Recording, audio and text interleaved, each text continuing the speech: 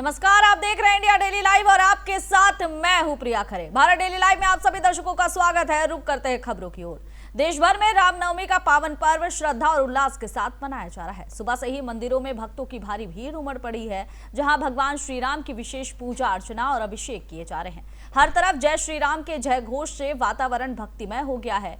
कई स्थानों पर भव्य शोभा यात्राएं निकाली जा रही हैं, जिनमें आकर्षक झांकियां लोगों का मन मोह रही है। भक्ति गीतों और रामधुन से पूरा माहौल राममय नजर आ रहा है।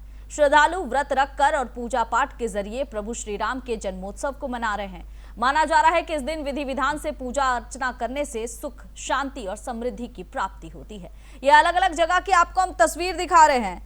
आप देख सकते हैं छतरपुर मंदिर दिल्ली की यह तस्वीर है, जहां आज रामनवमी के अवसर पर भक्तों की भारी भीड़ उमड़ी हुई है। कटरा वैष्णो देवी मंदिर की ये तस्वीर आपको दिखा रहे हैं, जहां पर भक्तों की भारी भीड़ उमड़ी हुई है। आंजनेय स्वामी मंदिर हैदराबाद की ये तस्वीर है। दूसरी तरफ आप देख सक रहे हैं महाराष्ट्र के नंदुरबार की ये तस्वीर है। अयोध्या श्री राम मंदिर, जहां किस तरह से भारी भीड़ है, लोगों का हुजूम उमड़ा पड़ा हुआ है। लाखों श्रद्धालु आज पहुंच रहे हैं भगवान श्री राम के जन्मोत्सव को धूमधाम से मनाया जा रहा है। अलग अलग जगह की आपको तस्वीर दिखा रहे हैं, जहां रामनवमी की धूम किस तरह से है, ये तस्वीर के जरिए देखकर आप समझ सकते हैं। भगवान श्री राम की पूजा अर्चना करने के लिए लोग जगह जगह मंदिरों पर उमड़े नजर आ रहे हैं। अयोध्या में तो एक सैलाब सा उमड़ पड़ा है। श्रद्धालु जो है मंदिर की ओर बढ़ते हुए नजर आ रहे हैं। हालांकि इस दौरान तमाम मंदिरों पर सुरक्षा के व्यापक इंतजाम किए हुए हैं। प्रशासन पूरी तरह से अलर्ट मोड पर नजर आ रही है। वहीं मंदिर समिति की बात की जाए तो मंदिर समिति भी इस पूरे मामले पर नजर बनाए हुए है। भक्तों को किसी तरह से कोई असुविधा ना हो, इसका खास ख्याल रखा जा रहा है। सुबह से ही आज श्रद्धालु तमाम मंदिरों पर पूजा अर्चना करते नजर आ रहे हैं।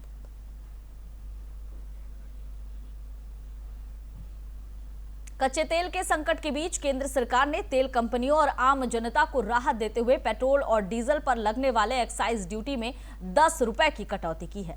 पेट्रोल पर एक्साइज ड्यूटी को 13 रुपए प्रति लीटर से घटाकर 3 रुपए कर दिया गया है। वहीं डीजल पर यह ड्यूटी पूरी तरह से खत्म यानी जीरो कर दी गई है। पेट्रोल और डीजल की कीमत बढ़ने से रोकने के लिए सरकार ने यह कदम उठाया है। मिडिल ईस्ट में जिस तरह से युद्ध के हालात बन रहे हैं और इस हालात के मद्देनजर अब सरकार ने बड़ा फैसला लिया है। सरकार ने एक्साइज ड्यूटी में कटौती कर दी है, यानी जो 10 रुपए लगते थे अब वो मात्र 3 रुपए कर दिए गए हैं। यह आम जनता पर बोझ ना पड़े, इसे ध्यान में रखते हुए सरकार ने एक अहम फैसला लिया है और इस फैसला से कहीं ना कहीं लोगों को राहत मिलती नजर आ रही है। एक आर्थिक बोझ कम हो रहा है, क्योंकि लगातार मिडिल ईस्ट में हालात तनावपूर्ण होते जा रहे हैं। पेट्रोल डीजल के दामों में बढ़ोतरी ना हो, क्योंकि कई जगहों पर कई पेट्रोल पंप में पेट्रोल डीजल के दामों में बढ़ोतरी की गई है। इसे देखते हुए सरकार ने बड़ा फैसला लिया है। सरकार ने एक्साइज ड्यूटी के दामों में कटौती कर दी है, यानी जो 10 रुपए देने पड़ते थे अब वहां मात्र 3 रुपए ही देने पड़ेंगे। सरकार लोगों के लिए एक बड़ी राहत लेकर आई है। केंद्र सरकार ने विमानन टरबाइन ईंधन यानी एटीएफ पर विशेष अतिरिक्त उत्पाद शुल्क में बड़ा बदलाव किया है। नई अधिसूचना के अनुसार छूट दिए जाने के बाद अब यह दर घटकर 29 रुपए 50 पैसे प्रति लीटर हो गई है। सरकार का कहना है कि यह कदम एविएशन सेक्टर को राहत देने और ऑपरेशनल लागत को संतुलित करने के उद्देश्य से उठाया गया है। ये नई दरें 26 मार्च से पूरे देश में लागू हो चुकी है। माना जा रहा है कि इस फैसले से एयरलाइंस को कुछ आर्थिक राहत मिल सकती है, जिसका असर आगे चलकर हवाई किराए पर भी देखने को मिल सकता है।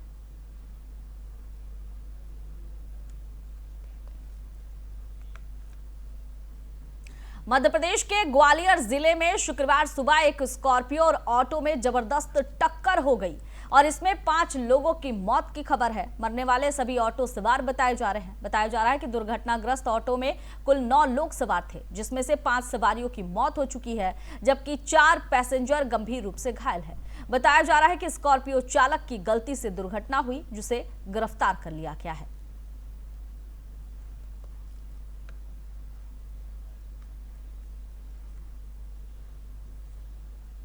उत्तर प्रदेश के नोएडा सेक्टर 49 पुलिस स्टेशन क्षेत्र में एक प्राइवेट बिल्डिंग में आग लग गई। दमकल की गाड़ियां मौके पर मौजूद रही।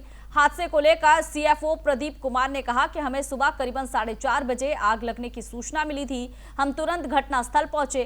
15 दमकल की गाड़ियां मौके पर पहुंची। फिलहाल आग को बुझा दिया गया है। इसमें कोई हताहत नहीं हुआ है। आग लगने का कारण क्या है, इसका पता लगाया जा रहा है। नोएडा के प्राइवेट बिल्डिंग में आग लग गई। सुबह 4:30 बजे आग लगी। जैसे ही दमकल विभाग को इस बारे में सूचना दी गई, पुलिस को भी इस बारे में सूचना दी गई, तुरंत दमकल विभाग जो है वो 15 गाड़ियां लेकर घटनास्थल पर पहुंचा। आग बुझाने का प्रयास लगातार शुरू किया गया और कड़ी मशक्कत के बाद आग पर काबू पा लिया गया। हालांकि आग किस वजह से लगी, क्या कारण रहा, इसकी छानबीन चल रही है, जांच चल रही है और जांच के बाद ही तस्वीर साफ हो पाएगी।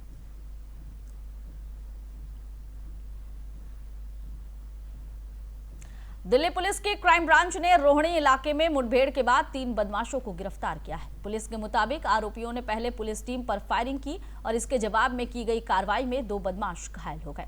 घायल बदमाशों को तुरंत नजदीकी अस्पताल में भर्ती कराया गया है, जहां उनका इलाज जारी है। पुलिस ने बताया कि गिरफ्तार तीनों आरोपी हाल में ही भलसवा इलाके में हुए एक हत्याकांड में शामिल थे और उनकी तलाश की जा रही थी।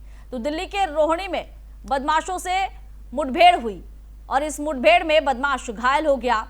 जैसे ही दिल्ली पुलिस की क्राइम ब्रांच रोहिणी इलाके में पहुंचती है और यहां पर बदमाश के साथ मुठभेड़ हो जाती है। 3 बदमाशों को गिरफ्तार किया गया है। पुलिस के अनुसार आरोपी ने पहले पुलिस टीम पर फायरिंग की और जवाबी कार्रवाई में पुलिस ने जब फायरिंग की तो जो 2 बदमाश है वो घायल हो गए। उन्हें इलाज के लिए नजदीकी अस्पताल में भर्ती कराया गया।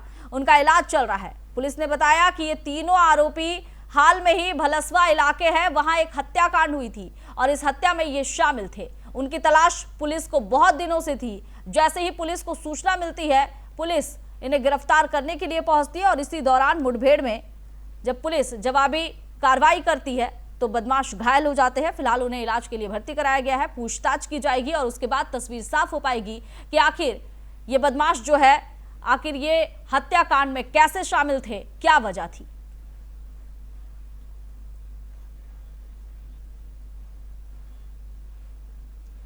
अयोध्या में रामनवमी का पावन पर्व बेहद ही श्रद्धा और उत्साह के साथ मनाया जा रहा है। इस खास मौके पर सबसे बड़ा आकर्षण भगवान रामलला का भव्य सूर्य तिलक रहा। करीबन 4 मिनट तक चलने वाले इस दिव्य आयोजन में सूर्य की किरणें सीधे रामलला के मस्तक पर पड़ी, जिससे एक अद्भुत और अलौकिक दृश्य देखने को मिला। इस ऐतिहासिक क्षण का सीधा प्रसारण विभिन्न टीवी चैनलों में भी किया गया, डिजिटल प्लेटफॉर्म पर भी किया गया, ताकि देश विदेश के श्रद्धालु इसके साक्षी बन सके। अयोध्या में रामनवमी की धूम देखी जा रही है। राम मंदिर निर्माण के बाद रामनवमी के दिन सूर्य नमस्कार की ये प्रथा जो है बहुत ही अनोखी है। यानी जब सूर्य की किरण सीधे धरती पर पड़ती है, उस दौरान भगवान श्री राम के मस्तक में ये सीधे जाकर लगती है और ये दृश्य बहुत ही मनमोहक होता है। इस दृश्य को कैद करने के लिए, देखने के लिए श्रद्धालु भी पहुंचते हैं और विभिन्न टीवी चैनलों में इस दृश्य को दिखाया जाता है। सिर्फ देश में नहीं, विदेशों में भी इसकी धूम देखने को मिलती है और श्रद्धालु बड़े ही श्रद्धा के साथ, बड़े ही मनमोहक अंदाज में भगवान श्री राम के इस सूर्य किरण जो उनके मस्तक को छूती है, वो दृश्य देखने के लिए ललायत नजर आते हैं। श्रद्धा के साथ देखते हैं और इस पूरे दृश्य का आनंद लेते हैं।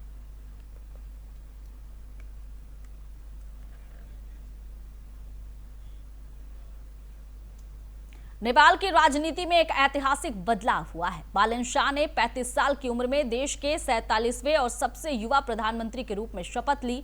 पूर्व रैपर और स्ट्रक्चरल इंजीनियर रह चुके बालन शाह नेपाल के इतिहास में इस शीर्ष पद तक पहुंचने वाले मधेसी मूल के पहले नेता भी बने। उनका शपथ ग्रहण समारोह शीतल निवास में आयोजित हुआ, जहां नेपाल के राष्ट्रपति रामचंद्र पौडेल उन्हें पद और गोपनीयता की शपथ दिलाई। बता दें कि बालन शाह की पार्टी राष्ट्रीय स्वतंत्रता पार्टी ने हाल में ही आम चुनाव में ऐतिहासिक जीत दर्ज करते हुए 275 में से 182 सीटें हासिल की, जो नेपाल की राजनीति में एक बड़ा जनादेश माना जा रहा है।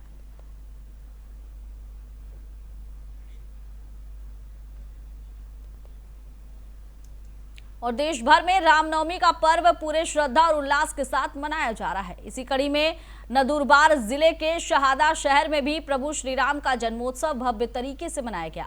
शहर में निकली विशाल शोभा यात्रा इस आयोजन का मुख्य आकर्षण रही, जिसमें शामिल मनमोहक झांकियों ने श्रद्धालुओं का दिल जीत लिया। जय श्री राम के गगनभेदी नारों से पूरा शहर भक्तिमय हो उठा और हर गली राममय नजर आई। मंदिरों में सुबह से ही श्रद्धालुओं की भारी भीड़ देखने को मिली, जहां विशेष पूजा अर्चना और राम जन्मोत्सव के कार्यक्रम आयोजित किए गए। शोभा यात्रा के दौरान भक्ति गीतों की गूंज और लहराते भगवा ध्वजों के बीच हर कोई प्रभु श्री राम की भक्ति में डूबा नजर आया। आज पूरे महाराष्ट्र में और पूरे देश में यहाँ पर रामनवमी उत्सव बड़े उत्साह के साथ वहाँ पे किया जा रहा है। उसी माध्यम से आज शहादा में भी बड़े उत्साह के साथ यहाँ पे भाई बहनें सब मिलकर यहाँ पे रामनवमी उत्सव यहाँ पे मना रहे हैं। उसमें काफी झांकियां भी है और शोभा यात्रा भी है। वो यहाँ पुराना श्री राम मंदिर है जो 80 साल पुराना है और दूसरा एक मंदिर है जो 125 साल पुराना है। वहां पे भी हमने दर्शन किए, वहां पे आरती की। उस वक्त हमारे यहाँ के नेता आदरणीय बापू साहब, आदरणीय मकरंद भाई, यहाँ की हमारे उप अध्यक्ष माधवी ताई और सभी भारतीय जनता पार्टी के कार्यकर्ता और सभी हिंदू भाई बहने यहाँ पे शामिल हुए और उनके माध्यम से आज बड़े उत्साह के साथ पूरे शहर के अंदर यहाँ पे यात्रा निकाली जा रही है। सभी को बहुत ही आनंद इस चीज का। मेरी तरफ से, मेरे परिवार की तरफ से और मेरे विधानसभा क्षेत्र की तरफ से सभी हिंदू भाई बहनों को रामनवमी की बहुत बहुत शुभकामना। धन्यवाद। आज महाराष्ट्र के वर्धा में राम जन्मोत्सव बड़े ही उत्साह और श्रद्धा के साथ मनाया गया। श्री राम जन्मोत्सव समिति की ओर से पूरे गांव में भव्य कार्यक्रम आयोजित किए गए, जिनमें श्रद्धालुओं की भारी भागीदारी देखने को मिली। इस अवसर पर एक विशाल शोभा यात्रा निकाली गई, जिसने पूरे इलाके को भक्तिमय माहौल में रंग दिया। शाम के समय प्रभु श्री राम की भव्य रथ यात्रा भी निकाली गई, जिसमें आकर्षक झांकियां और सजे धजे रथों ने लोगों का मन मोह लिया। रैली के दौरान बैंड बाजा और अश्वमेघ के साथ मुख्य मार्गों पर श्रद्धालुओं का उत्साह देखने लायक था। गणमान्य लोगों ने रथ की विधिवत पूजा अर्चना कर कार्यक्रम की शोभा बढ़ाई। तो श्री राम जन्मोत्सव पूरे देश भर में धूमधाम से मनाया जा रहा है। महाराष्ट्र में भी कुछ ऐसी ही तस्वीर नजर आई। कल और आज देश भर में 2 दिन रामनवमी की धूम देखी जा रही है। कल भी बहुत ही श्रद्धा सुमन के साथ रामनवमी का त्यौहार मनाया गया और ये इसकी तस्वीर जो है ये महाराष्ट्र से सामने आई है। सुबह से ही ये उत्सव चल रहा था और शाम के वक्त झांकियां निकाली गई। यहाँ अश्वमेघ यानी जो रथ में घोड़े लगे हुए थे, उनका दीदार जो है बहुत ही अलौकिक था। सुंदर तरीके से रथ को सजाया गया था। यहाँ लोगों की भारी भीड़ भी उमड़ी हुई थी और जो श्रद्धालु हैं उनकी भागीदारी भी बढ़ चढ़कर नजर आ रही थी। सुबह से ही कार्यक्रम शुरू हुआ और ये देर रात तक चलता रहा। रामनवमी की धूम जो है वो पूरे देश भर में देखने को मिल रही है। महाराष्ट्र में भी ऐसी तस्वीर निकलकर सामने आई, जहां पुरुष, महिला, बच्चे सब मिलकर इस रामनवमी के त्यौहार में शामिल होते नजर आए। जगह जगह से ये रथ यात्रा निकाली गई, जहां श्रद्धालु भाव विभोर होकर जय श्री राम के नारे लगाते नजर आए और पूरा इलाका राममय होता नजर आया।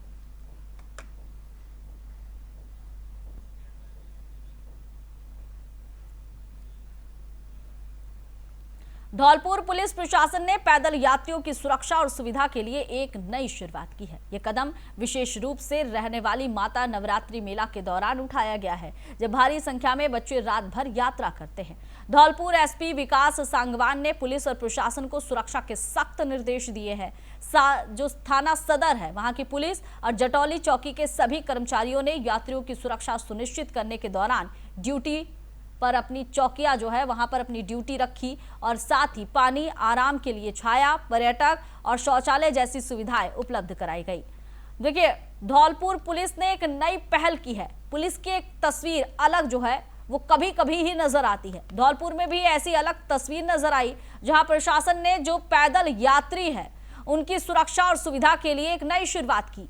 विशेष रूप से वहां रहना वाली जो माता है कि नवरात्रि मेले का आयोजन होता है, इस दौरान इसी के मद्देनजर ये कदम उठाया गया है, क्योंकि यहां से यात्रियों की जो भारी भीड़ है वो गुजरती है। रात भर जो है बच्चे, बूढ़े, सभी महिला, पुरुष सभी गुजरते हैं और इसे देखते हुए पुलिस की तरफ से एक सराहनीय पहल किया गया है। धौलपुर एसपी विकास सांगवान ने पुलिस प्रशासन को सुरक्षा के सख्त निर्देश दिए हैं कि जो यात्री वहां से गुजर रहे हैं, जो श्रद्धालु वहां से गुजर रहे हैं, उन्हें किसी तरह की कोई तकलीफ ना हो, रहने यानी छाया उन्हें मिल सके, इन सब का ध्यान रखा गया है।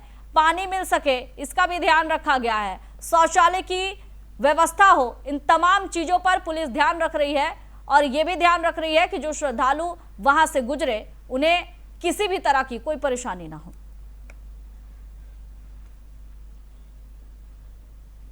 श्रीगंगानगर के करणपुर में एक चीनी नागरिक को पुलिस ने हिरासत में ले लिया है। यह कार्रवाई पुलिस और सीआईडी की संयुक्त कार्रवाई में हुई।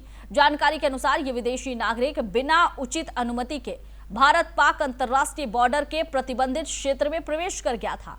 आरोपी एक मोबाइल कंपनी में कार्यरत है और उसकी पत्नी भारतीय नागरिक है। पुलिस ने उच्च अधिकारियों को भी इस घटना की जानकारी दी है। करणपुर पुलिस इस चीनी नागरिक से गहन पूछताछ कर रही है ताकि ये पता लगाया जा सके कि वो प्रतिबंधित क्षेत्र में कैसे पहुंचा और उसके इरादे क्या थे। मामला सुरक्षा और राष्ट्रीय सुरक्षा दृष्टि से अत्यंत संवेदनशील माना जा रहा है। करणपुर बॉर्डर पर पुलिस और सीआईडी ने संयुक्त कार्रवाई की और यहाँ एक चीनी नागरिक को हिरासत में लिया गया है। जानकारी ये भी है कि ये इस नागरिक, जो चीनी नागरिक है, उसकी पत्नी भारतीय है। पुलिस ने हिरासत में ले लिया है, कार्रवाई कर रही है और विदेशी नागरिक, ये कहा जा रहा है कि बिना अनुमति के बॉर्डर में प्रवेश किया था। ये भारत पाक अंतर्राष्ट्रीय बॉर्डर है और ये प्रतिबंधित क्षेत्र है। यहाँ ये आया था, उसके पास जो डाटा मिले हैं उसके हिसाब से वो एक मोबाइल कंपनी में कार्यरत है और उसकी पत्नी जो है वो भारतीय नागरिक है। पुलिस ने उच्च अधिकारियों को जानकारी दे दी है। घटना की जानकारी जुटाई जा रही है। ये पता करने की कोशिश की जा रही है, जांच की जा रही है कि जो उसने जानकारी दी है वो सच है या महज पुलिस को गुमराह करने की एक कोशिश है। मामला सुरक्षा और राष्ट्रीय सुरक्षा की दृष्टि से संवेदनशील माना जा रहा है, इसलिए इसमें किसी भी तरह की चूक नहीं बर्दाश्त की जाएगी।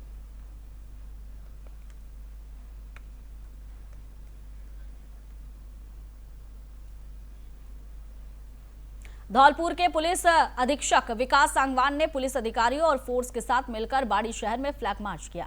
यह मार्च आगामी त्योहारों जैसे रामनवमी, महावीर जयंती, हनुमान जयंती और अंबेडकर जयंती के मद्देनजर शांति और सुरक्षा सुनिश्चित करने के लिए आयोजित की गई। पुलिस अधीक्षक ने मुख्य बाजारों में पैदल गश्त करते हुए सुरक्षा व्यवस्था का बारीकी से निरीक्षण किया और असामाजिक तत्वों को कड़ा संदेश देने का प्रयास किया। इस दौरान अतिरिक्त पुलिस अधीक्षक एडीएफ मुख्यालय कमल कुमार जांगीर, वित्त अधिकारी महेंद्र कुमार, थानाधिकारी देवेंद्र शर्मा और मोहर सिंह मीणा सहित क्यूआरटी टीम और अन्य पुलिस स्टाफ मौजूद रहे।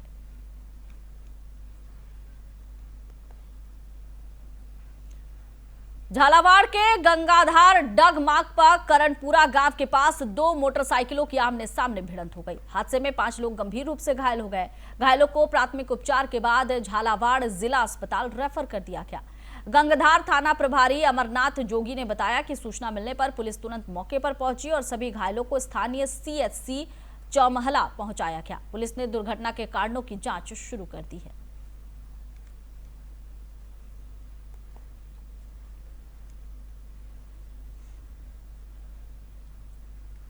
झालावाड़ जिले के डग थाना पुलिस ने विद्युत विभाग के ट्रांसफार्मरों से तेल चोरी करने वाले गिरोह का पर्दाफाश करते हुए मुख्य आरोपी को गिरफ्तार किया है। पुलिस ने आरोपी के कब्जे से चोरी हुई लगभग 160 लीटर ट्रांसफार्मर का तेल बरामद किया है, जबकि गिरोह के अन्य सदस्यों की तलाश जारी है।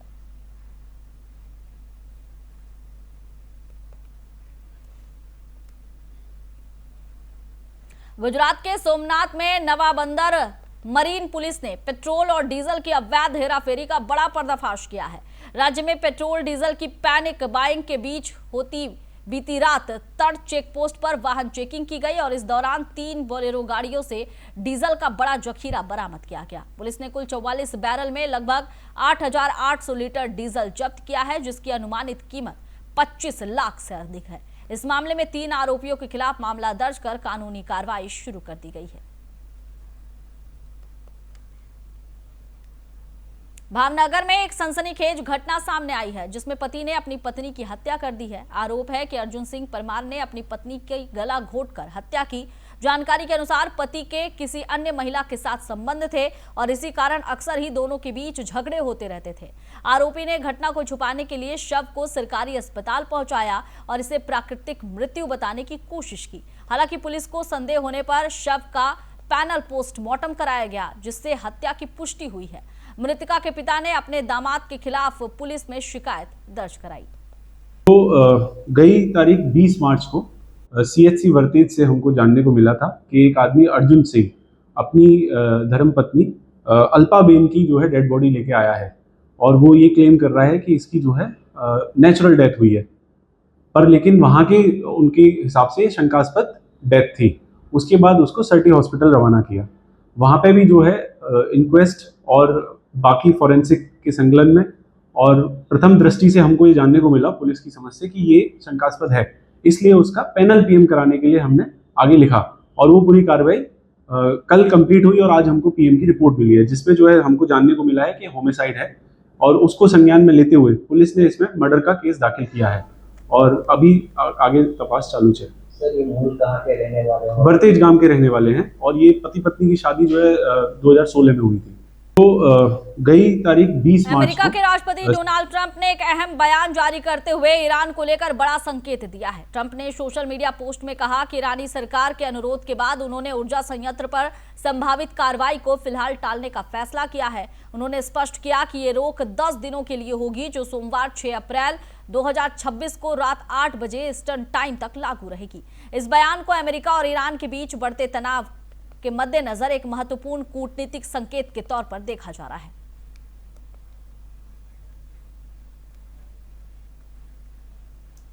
फिलहाल इस बुलेटिन में बस इतना ही। आप देखते रहिए इंडिया डेली लाइव। नमस्कार।